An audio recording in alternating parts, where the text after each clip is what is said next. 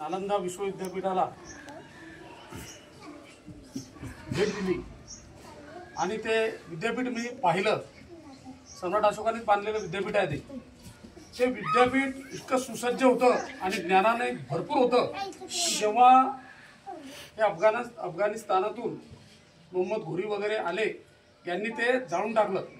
हे जाळलं तर हे सतत, आता मला निश्चित आकडा नाही सांगता येणार, तर 10 ते 15 वर्ष ते जळत होतं असं म्हणतात। इतकी पुस्तकं, एवढं ग्रंथ त्या ठिकाणी होते आणि बाहेर देशातले चीन असो, जपान, त्यानंतर इकडे ब्रिटन, तिकडचे सर्व ज्ञानी लोक अभ्यास करण्यासाठी त्या ठिकाणी यायचे नालंदा विद्यापीठाला।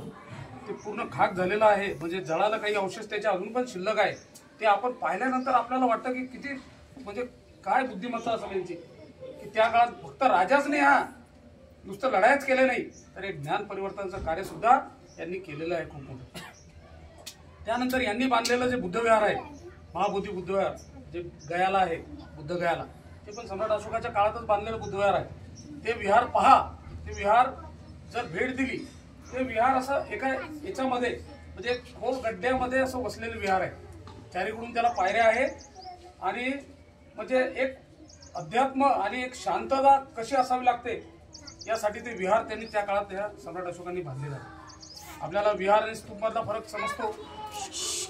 विहार कशाला म्हणतात की ज्या ठिकाणी बुद्धाची मूर्ती आहे, जिथं आपण पंचशील म्हणतो ते विहार, आणि स्तूप म्हणजे ज्या ठिकाणी बुद्धाचे काही अवशेष ठेवलेले आहे आणि वरून बांधलेला जो घुमट आहे त्याला स्तूप असे म्हणतात। तर असे 84,000 स्तूप यांनी बांधलेला आहे।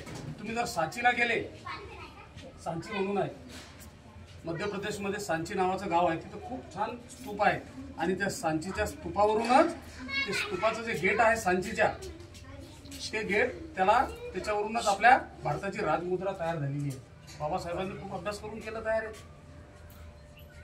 सम्राट अशोकाचे जे चिन्ह आहे किंवा ज्या वस्तू आहे त्या सर्व आणण्याचं काम बाबासाहेबांनी केलेलं राज्यघटनेमध्ये, आणि याची माहिती पण आपल्याला असली पाहिजे। सोशल मीडियावर आता मागे 10 वर्षा पहिले हे पोरांनी पाहिलं असेल, एक पिक्चर आला होता सम्राट अशोक, त्यात शाहरुख खान हिरो होता।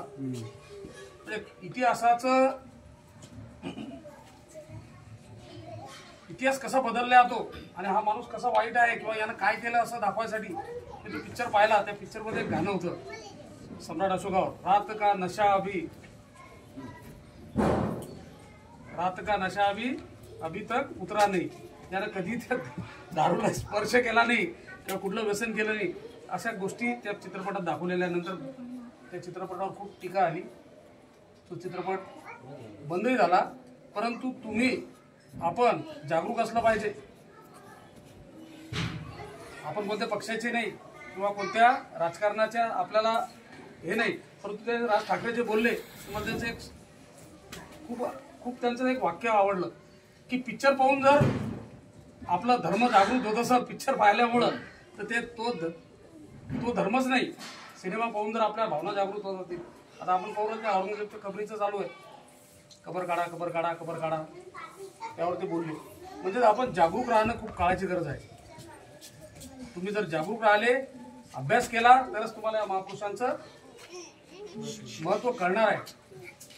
स्वतःचा मुलगा राहुल आणि मुलगी संघमित्रा यांना त्यांनी बाहेर देशात पाठवलं धर्मप्रचारासाठी।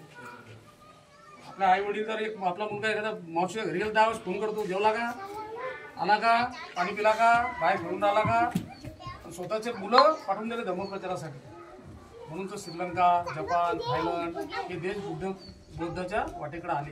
हे पूर्ण श्रेय हे सम्राट अशोकाला जातो। एक असा राजा की जो युद्धातही श्रेष्ठ ठरला आणि शांततेतही श्रेष्ठ ठरला। जेवढा सांस्कृतिक वारसा भारताला लाभला, जेवढी संस्कृती